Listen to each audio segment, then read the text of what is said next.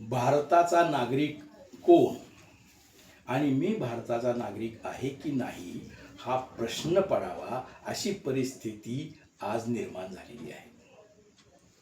ही परिस्थिती केवळ कायद्यामुळे निर्माण झालेली अशातला भाग नाही आहे, कायद्याचा अर्थ लावण्यामधून निर्माण झालेली असेही नाही, परंतु एका फॅसिस्ट हुकुमशाहीचा कट म्हणून या प्रकारची परिस्थिती निर्माण होते की मतदारांच्या आणि नागरिकांच्या मनामध्ये स्वतःच्या नागरिकत्वाविषयी, लोकशाहीच्या विषयी, निवडणुकांच्या विषयी असंतोष आणि असंतुष्टता निर्माण करणं हे हुकुमशाही आणणाऱ्यांचं पहिलं पाऊल असतं. जेव्हा माणसाचा लोकशाहीवरचा विश्वास उडतो, निवडणुकांच्यावरचा विश्वास उडतो, आपल्या नागरिकत्वाच्या विषयीचा विश्वास उडतो आणि तो कागदांच्या जंजाळामध्ये गुरफटून जातो, त्यावेळेला हुकुमशाहीला निरंकुशपणे आपले काम करता येते. म्हणजे सरकारने 6 वेळा ॲफिडेव्हिट देऊन सांगितले की आधार कार्ड हे सक्तीचे नाही, पण सर्वच नागरिकांचा अनुभव आहे की आधार कार्डाशिवाय बँकांच्या पासून सरकारी ऑफिसपर्यंत कुठलंच काम होत नाही. हॉटेलमध्ये राहायला सुद्धा आधार कार्ड द्यावंच लागतं आणि मग हे कंपल्सरी नाही. या गोष्टीला काय अर्थ आहे? आता जर हे ॲफिडेव्हिट म्हणजे प्रतिज्ञापत्र सरकारनं चुकीचं केलं असेल तर चुकीचं प्रतिज्ञापत्र केल्याबद्दलची शिक्षा केंद्र सरकारला होणार आहे का? नंतर त्यांनी सांगितलं की आधार कार्ड म्हणजे नागरिकत्वाचा पुरावा नव्हे. त्याच्या अगोदर सांगितलं की रेशन कार्ड म्हणजे नागरिकत्वाचा पुरावा नव्हे. त्यानंतर सांगितलं की व्होटिंग कार्ड म्हणजे नागरिकत्वाचा पुरावा नव्हे. आणि अलीकडेच परराष्ट्र मंत्रालयानं जाहीर केलं की पासपोर्ट हे सुद्धा नागरिकत्वाचा पुरावा नाही. आणि आम्ही ऐकून घेतलं, कारण सामान्य जनतेमध्ये कायद्याच्या क्लिष्टतेबद्दल प्रचंड भीती आहे, तो समजत नाही. मूलभूत प्रश्न काय आहे की कायदा स्वयंभू आणि सर्वोच्च नाही. कायद्याचा एक कायदा आहे, त्याचं नाव आहे संविधान, आणि संविधानाचा एक कायदा आहे, त्याचं नाव आहे प्रिएम्बल म्हणजे प्रास्ताविका. संविधानाच्या प्रास्ताविकेमध्ये जी ध्येय आणि उद्दिष्ट सांगितलेली आहेत ती पूर्ण करण्यासाठी संविधानाची निर्मिती करण्यात आलेली आहे. आणि संविधानामध्ये ज्या गोष्टींचा उल्लेख, ज्या आदर्शांचा उल्लेख केला आहे, ज्या अधिकारांचा उल्लेख केला आहे, त्याचं रक्षण करण्यासाठी कायद्याची निर्मिती करण्यात आलेली आहे. त्याचे 2 भाग आहेत, एक क्रिमिनल लॉ आहे, दुसरा सिव्हिल लॉ आहे. प्रश्न कुठे येतो? 1950ला ज्या वेळेला पहिली जनगणना झाली आणि पहिली मतदार यादी तयार झाली, त्यावेळेला कोणते कागद तुम्ही वापरलेले होते? 10% सुद्धा साक्षरता नसलेल्या ठिकाणी जन्माचा कोणताही पुरावा नसलेले कोट्यावधी लोक नागरिक कसे झाले आणि मतदार कसे झाले? याचं साधं कारण आहे नॅचरल लॉ प्रमाणे की जो माणूस असं म्हणतो की मी या देशात राहतो म्हणून मी इथला नागरिक आहे, त्याचं ते म्हणणं इथला सार्वभौम नागरिक म्हणून तुम्हाला मान्य करावं लागेल. अन्य कोणताही पुरावा देण्याची कसलीही गरज नसते. परंतु जर एखाद्या नागरिकाच्या नागरिकत्वाबद्दल प्रश्न निर्माण झाला तर ही सरकारची जबाबदारी आहे की तो इथला नागरिक नाही हे सिद्ध करण्याची. अन्यथा बाय डिफॉल्ट म्हणजे आपोआपच आम्हाला नागरिकत्व मिळालेलं आहे. आरोप सिद्ध करण्याची जबाबदारी पोलिसांची असते, ती आरोपीची नसते. आणि मग हा जर कायदा लागू केला तर नागरिकत्वाच्या संदर्भात सगळ्यांना फॉर्म भरायला लावणं याच्या इतका मूर्खपणा अन्य कोणताही नाही.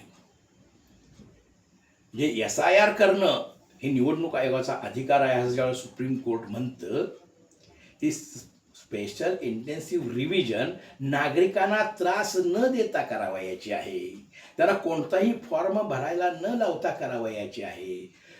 एका दगडामध्ये अनेक पक्षी मारणं हे या सरकारचं वैशिष्ट्य आहे.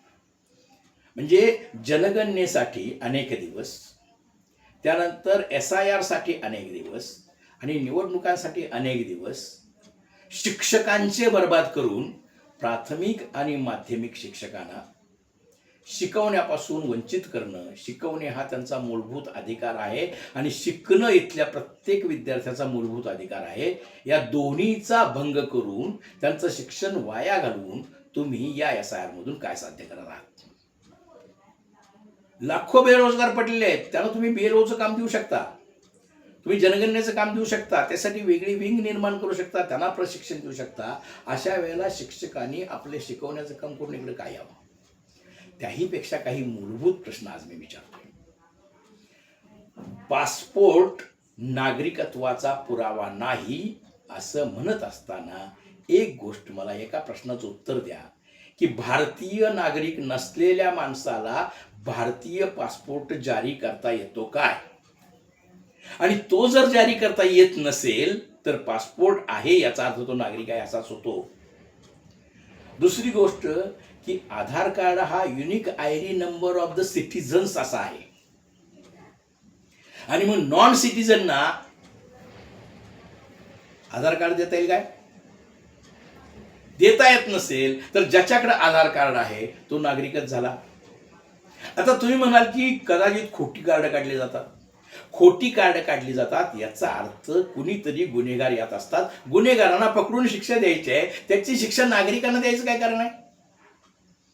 म्हणजे सरकार आपलं काम टाळतं किंवा त्या खाली त्या आडून नागरिकांना नागरिकत्वाचे हक्क देऊ इच्छित नाही असा त्याचा अर्थ आहे. रेशन कार्ड बांगलादेशच्या किंवा अमेरिकेच्या नागरिकाला भारतामध्ये रेशन कार्ड मिळू शकतं काय? ज्या अर्थी ज्याला रेशन कार्ड आहे तो भारताचा नागरिक आहे, ज्याच्याकडे आधार कार्ड आहे तो भारताचा नागरिक आहे, ज्याच्याकडे व्होटिंग कार्ड आहे, कारण परदेशी नागरिकांना किंवा परदेशी नागरिकत्व असलेल्या माणसांना भारतात व्होटिंग करता येतं काय? आणि या सगळ्यांचा मूलभूत पुरावा अनेक वेळेला तपासलेला असताना, जो जन्माचा पुरावा आहे, रहिवासी असण्याचा पुरावा आहे, अनेक वेळा तपासलेला असताना पुन्हा एकदा SIRच्या नावाखाली तुम्ही काय करता? आणखीन एक गोष्ट आहे की मी स्वतः वकील आहे, प्राचार्य होतो, प्राध्यापक होतो. मी गेल्या विधान परिषद निवडणुकीमध्ये शिक्षक आमदारकीला उभा राहिलो होतो 4 वर्षापूर्वी. तरी देखील 2002च्या यादीमध्ये माझं नाव नाही, ते पूर्वी होतं 4 वर्षापूर्वी. हे नाव नष्ट झालं असेल तर नष्ट करणे, एखाद्याच्या नागरिकत्वाचा किंवा मतदार असण्याचा पुरावा नष्ट करणे हा गुन्हेगारी स्वरूपाचा गुन्हा नाही का? मग अशी ज्यांची नावं नष्ट झालेली आहेत त्यांच्यासाठी कोणती शिक्षा करणार आहात? म्हणजे सरकारनं बेकायदेशीर वागलं तर ते कायदेशीर होतं काय? कायदा सर्वांना समान असला पाहिजे असं संविधानाचं मूलभूत 14वं कलम म्हणतं. State cannot deny equal protection of law.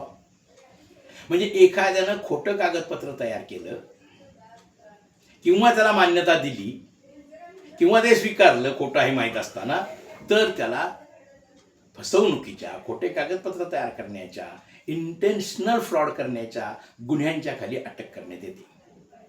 मग मला असं सांगा की ज्या 92 लाख बहिणी फ्रॉड आहेत असं सरकारनं परवा जाहीर केलं की ज्यांनी लाडकी बहीण योजनेचा फायदा घेतलेला आहे, त्या 14,000 पुरुष आहेत ज्यांनी लाडकी बहीण योजनेचा फायदा घेतलेला आहे. त्या 14,000 आणि या 92 लाख महिलांच्यावर फौजदारी स्वरूपाची कारवाई होणार आहे का? ती होणार नसेल तर संविधानाचा कलम 14 हे नष्ट झालेलं आहे असं म्हणावं लागेल. त्यांना ज्यांनी प्रमाणपत्र दिली त्या अधिकाऱ्यांच्यावर कारवाई होणार आहे का? म्हणजे बेकायदेशीर सरकार आणि अनैतिक सरकार, असंविधानिक सरकार असेल त्यावेळेला अंतिम अधिकार हा जनतेचा असतो आणि जनतेला ठासून सांगावं लागेल की तुम्ही आमचे सेवक आहात. आमचं नागरिकत्व आम्ही ज्या वेळेला जाहीर करतो मी नागरिक आहे त्यावेळेला मी नागरिक असतो. मी नागरिक नाही असं तुम्हाला म्हणायचं असेल तर मी नागरिक नसण्याचा निर्विवाद, बियॉन्ड एव्हरी रिझनेबल डाऊट असा पुरावा सरकारनं सादर करावा आणि मगच आमचं नागरिकत्व रद्द करावं. SIRची नाटकं ही जनतेला गोंधळात टाकण्यासाठी, अडकवून टाकण्यासाठी आहेत. विविध प्रकारची कार्ड ही सुद्धा त्याच्यासाठीच आहेत. ही सगळी संविधानामध्ये नमूद नाही आहेत, ही कायद्यानं अलाउड नाही आहेत. तरी देखील हे केली जातात. याचं कारण सरकार अप्रामाणिक आणि अनैतिक आहे आणि अनैतिक सरकारला विरोध करणं, जाब विचारणं, जेव्हा तुम्ही आमच्या नागरिकत्वाच्याच मुळावर येता त्यावेळेला हा प्रश्न जास्त गंभीर असतो. मी म्हणतो मी नागरिक आहे म्हणून मी नागरिक आहे हे मान्य करावं लागेल आणि हे मान्य करून तशी लढाई उभी करावी लागेल. अन्यथा आपण गुलामीच्या वाटेवर अर्ध्यापेक्षा जास्त चालून गेलेलो आहोत. ज्यावेळेला असे गुलाम होऊ की विरोधच करता येणार नाही त्यापूर्वी जागे होऊया आणि लढाई उभी करूया. जय हिंद.